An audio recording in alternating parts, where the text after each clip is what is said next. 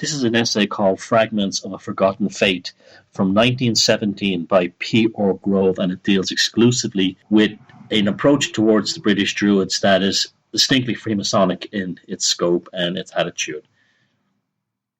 On a lonely moor in the north of England, about 1,000 feet above sea level, there stands, or rather there used to stand, an old stone circle. According to the Ordnance Map, it is the old Druid Circle, and if this description be correct, belongs to the same period of history as Avebury and Stonehenge. Alas, it has met with a sad fate, for an enterprising farmer with a characteristic love for the practical occasionally visited the spot and incidentally trespassed on the moors, and so he procured a heavy sledgehammer and smashed up the stones, so that the place can be identified now only with considerable difficulty. Thus has perished another link with the faith, now extinct and well nigh forgotten. The accounts that have come down to us of this forgotten faith are very fragmentary and singularly contradictory. A few contemporary writers, for the most part Roman generals or their friends, mention the Druids, but they can see in Druidism only a bulwark of British or Gaelic nationalism, and therefore a menace to the imperial policy of ancient Rome. Accordingly, the Druids are accused of practicing awful cruelties and delighting in human sacrifices. This testimony would not know that the same imperialistic spirit led to some of Rome's best emperors into a merciless persecution of early Christians, whom they did not hesitate to accuse of similar evil practices. Yet, in spite of all the accusations of contemporary writers, there still survives a strange, mysterious reverence for the Druids and their religion, which has led to more than one attempt to revive its faith and its worship, and not without good cause. As the race progresses and its latent faculties unfold, men are beginning to realize more and more that there are other avenues through which knowledge can come to man besides the ordinary channels of the five senses. True, such knowledge must be subjected to the most rigorous tests that can be applied, but the student whose psychic senses are sufficiently unfolded knows there are other and easier ways of getting into touch with the past than the methods usually employed by the archaeologist. From all time there have been in Wales, and especially in Anglesey, those who have known that so-called cromlechs were much more than relics of a forgotten past. Silently and secretly, old pilgrims have gone to these stones from time to time for healing and help, and they have not gone in vain. The utmost secrecy envelops these visits, which usually takes place at night, but to a really sympathetic listener much can be told, and there are many today who could, if they would, bear testimony to the wonderful healing vibrations of some of these stones. And what is the secret of the power possessed by these stones? A power which can be sensed even by those who do not reckon themselves psychic. It is found in the part they once played in the worship of the Druids.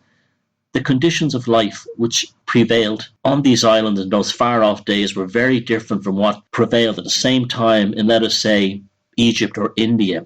The austerity of the climate, the absence of any but the most rudimentary forms of agriculture, the constant tribal wars, bred a race of men strong and hardy and brave, but with little inclination for mere intellectual speculation.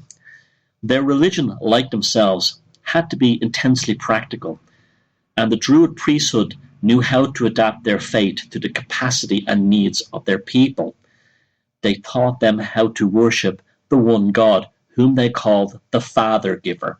From this title of the Father Giver, the whole of the Druidic teaching was derived, because God was Father. He loved and cared and protected his children, the source of completion, in the study of nature's finer forces, and in particular in the art of healing. The period of training was long and the probation severe, and a man was advanced from the lower to the higher ranks of the priesthood only in measure as he learned to demonstrate in his own life the love and goodness and power and wisdom of the Father Giver. The high priest of each centre was expected to heal the sick, to help the perplexed, to reward the good, to punish evil, and to train the neophytes entrusted to him. Can we wonder that he himself was regarded almost as an object of worship by the people? Can we wonder that a primitive race of men beset by many difficulties accepted a gospel which told of the power and the love of the Father giver? When those who offered them that gospel were themselves living embodiments of that power and love.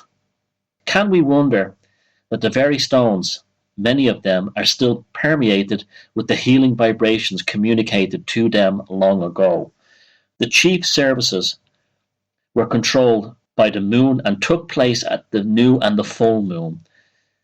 They were characterized by a very real spirit of worship, by hearty singing and by the recitation aloud of certain well-known prayers. To these services it was customary to bring any who were sick and diseased, stones, and healed by the laying on of hands. To many who read these words, the question will occur, why was faith so simple, so pure, so profound, allowed to perish? The writer has asked himself the same question many times. The only answer which brings any satisfaction is that nothing is ever really lost. It changes form. If the race today, weary of the artificialities and the conventionalities of modern civilization, turn wistful eyes to the truth, simple but profound, enshrined in the faith of the Druids, to whom all nature of the presence of the Father giver, it will find that the same old truths are true today and have enough vitality in them to help them forward along the path of unfoldment. And that, as I said, was written by a gentleman whom I don't know anything about, called P.R. Grove. And it's quite a beautiful essay, which is in one of the many manuscripts I have in my library from 1917. This one is. This would have been quite radical in any kind of mainstream way for its time. The idea that here was a gentleman proposing that we embrace, or we go back to the religion of the Druids. What I find particularly interesting in this, more than anything, is that he's talking about secret ceremonies that were still taking place in Wales, in particularly in Anglesey, and how a farmer destroyed a Druid circle on top of a hill, something that's been, we've had tremendous losses, as many as we still have survived, was destroying them because of these Druid. Now, I came across this after I wrote the Druid Code, and so it basically is an affirmation from nearly 99 years ago of my own feelings about it. And you've heard me talk about this in the book and write about it, in that the energies, shall we say, brought to the stone circles, the energies brought to the sacred sites, is what charges them. This is why I'm absolutely have no problem with all these neo-pagans, hippies, new agers, crusties, whatever you want to call them, at places like Avebury, because they're actually charging the stones. They are almost like batteries. They're charged by what we bring to them. And this is in their power. This is why the Roll-White Stone Circle in England, in the Cotswolds area of England, has this remarkable energy that was quantified by an engineer working on behalf of the New Scientist magazine in the early 1980s. What I find interesting is that how these people knew this, or communicated it in their own journals, and yet it wasn't expressed publicly. And I'm finding this over and over again, that the Freemasons were the ones who held the secrets of the Druids.